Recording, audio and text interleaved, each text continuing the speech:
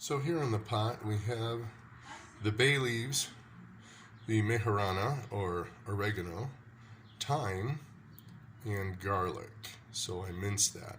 All I'm going to do now is throw the salt in here, put in the pedestal, and pack the meat on top, and I'll show you what it looks like.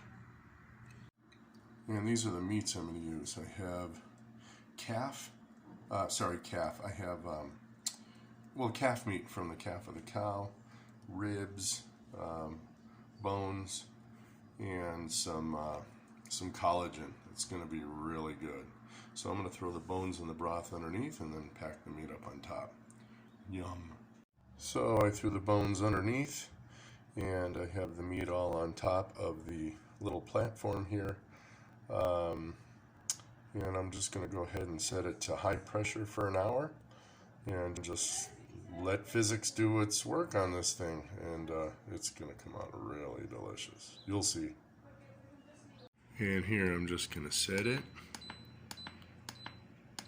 to 5, which is high pressure, time, and I'm going to set it to 101. It's an hour and 1 minute, and start. There we go. And this is the energy draw that I get from my pressure cooker. Of course, it has to add the energy, but once it gets up to pressure, it cooks much more efficiently than a slow cooker. That's why I recommend a pressure cooker. Plus, when you're cooking at pressure, water becomes more of a solvent. And all that means is that water, believe it or not, as it gets to 1 atmospheric pressure, 15 psi, it has half the solvent power of alcohol. So the water literally penetrates the meat and makes it softer.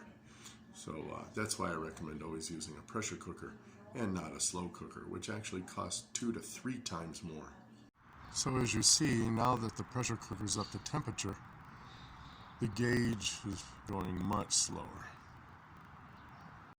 And here's the meat after the preparation.